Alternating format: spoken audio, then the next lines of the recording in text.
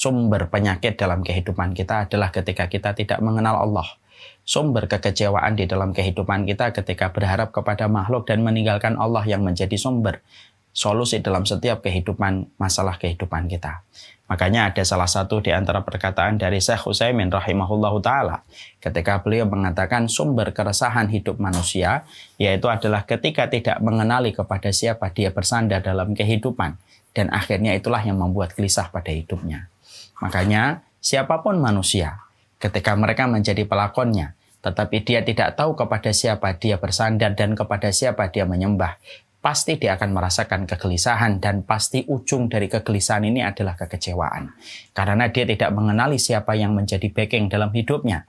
Sehingga kemudian dia tidak tahu bagaimana mengatur hidupnya ketika dia tidak tahu ada kekuatan besar yang siap memberikan perlindungan kepadanya. Kita mendapati Muhammad Abu Bakar bin Dawud.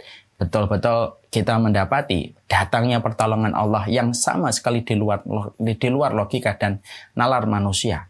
Di mana tidak ada orang yang hadir pada saat itu, bagaimana ada seseorang yang membantunya untuk membunuh orang yang mengancam dia ketika dia akan dipenggal kepalanya. Dan itulah yang menjadikan kita sadar bahwasanya sumber problematika kita dalam hidup adalah terkadang kita tidak tahu kepada siapa kita bersandar dan kita tidak mengenal bagaimana Rabb yang kita sembah dalam kehidupan kita. Syekh Utsaimin rahimahullahu ta'ala kemudian mengatakan melalui salah satu kitabnya ketika beliau membahas tentang asma wa sifat. Syekh Utsaimin salah satu ulama besar kemudian mengatakan salah satu ilmu yang bersifat wajib untuk dipelajari oleh setiap mukmin adalah mempelajari tentang nama dan sifatnya Allah. Kenapa? Ini menjadi perkara yang wajib dipelajari oleh setiap mukmin. Beliau berkata Syekh Utsaimin, karena siapapun manusia yang mereka telah mengenali Allah, bagaimana zatnya, bagaimana sifatnya, bagaimana perbuatannya, dan bagaimana ketetapan yang ada pada hidup, pada apa yang Allah takdirkan, maka dia akan berada pada ketenangan.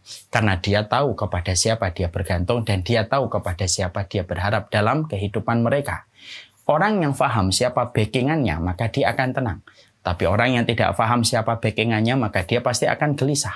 Makanya judul yang kita pilih tenang ada Allah itu kalimat normatif tetapi begitu sulit kita realisasikan. Tapi siapapun yang berhasil merealisasikan kalimat sederhana ini walaupun tampaknya normatif, dia adalah orang yang paling tenang dalam hidupnya karena dia tahu dia punya backingan di mana backingan itu tidak bisa dikalahkan oleh siapapun. Sambilkan contoh yang paling gampang. Ini ada sebuah kisah nyata.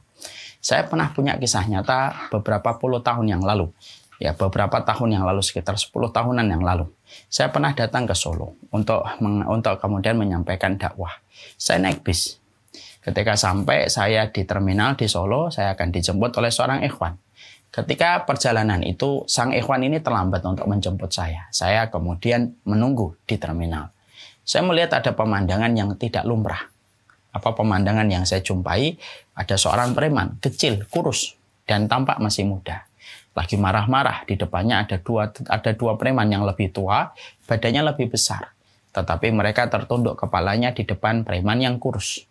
Marah-marah, menggunakan bahasa-bahasa serapah yang dia keluarkan, dengan nama-nama binatang yang dia ucapkan.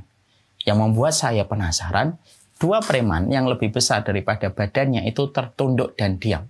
Tidak membalas, tidak merespon, apalagi mengadakan perlawanan. Lalu ditampar preman yang satunya, ditampar preman yang satunya. Kemudian saya melihat itu sering. Kemudian saya bertanya-tanya, kenapa preman yang kecil itu begitu berani? Orang-orang cuma ngeliatin di sekitar terminal. Pengemudi bus, kemudian kenek-keneknya juga membiarkan kejadian itu. Ketika saya lagi tenggelam dalam penasaran saya, tiba-tiba ikhwan yang menjemput saya datang menghampiri saya. Saya lalu kemudian penasaran, lalu berkata, untuk saya perlihatkan pemandangan yang membuat saya penasaran. Lihat itu, akhi. Dia ngelihat. Setelah ngelihat, kemudian dia berkata, ayo Ustaz, jalan. Lalu ketika saya sudah jalan, saya tanya, antum kenal nggak tadi yang saya perlihatkan ke antum? Saya kenal, Ustaz. Saya tahu, bukan kenal. Siapa itu preman yang kecil yang namparin preman yang besar? Lalu ikhwan, karena tinggalnya tidak jauh dari terminal, maka dia berkata, preman kecil yang tadi nempeleng itu Ustaz, itu anak senior preman yang ada di terminal ini. Dan preman yang ada di depannya itu kemungkinan anak buahnya. Makanya anak buahnya tidak berani melawan. Kenapa? Karena preman yang mereka hadapi walaupun lebih kecil dan lebih muda, anak dari preman senior di terminal ini. Masya Allah. Ini kejadian walaupun sudah lama 10 tahun, tetapi kejadian ini membekas di hati saya. Apa yang saya kemudian menjadikan ini menjadi ibrah? Saya cuma berpikir sederhana, kalau ada preman, kemudian dia punya backingan preman senior yang menjadi bapaknya, dia berani melawan preman-preman yang lebih gede badannya daripada badan dia. Karena dia yakin kepada backingan dia yang lebih besar, yaitu adalah ayahnya. Maka itulah yang menjadikan kita akhirnya mengerti. Masalah kita itu adalah kita tidak sadar backingan kita dan kita tidak pernah menjadikan itu sandaran pertolongan dalam kehidupan kita, yaitu adalah Allah. Bukankah anak pejabat ketika dia melewati jalan, lalu dia melakukan pelanggaran, lalu di stop sama polisi, mungkin dia tenang karena tahu bapaknya pejabat tinggi yang akan menyelesaikan segera persoalan dia lalu lintas di jalan. Bukankah kalau kita melihat ada orang yang punya backingan kuat, dia merasa tenang. Dan kita sebenarnya adalah masalah kita ini sederhana. Kita ini tidak sadar backingan kita ini siapa dan kita tidak pernah yakin bahwasanya backingan kita adalah Allah yang maha berkehendak dalam segala urusan kehidupan kita. Nah inilah yang kemudian menjadikan kita akhirnya memiliki banyak masalah dalam kehidupan, yaitu adalah ketika kita lupa bahwasanya kita bersandar. Orang kalau sudah lupa kepada siapa dia bersandar, maka ujian apapun itu akan membuat dia berantakan hidupnya. Karena dia tidak mengimani kepada siapa dia bersandar. Tapi siapapun yang telah kemudian bersandar kepada Allah, maka sesungguhnya yang tidak dia khawatirkan itu bukanlah ujiannya.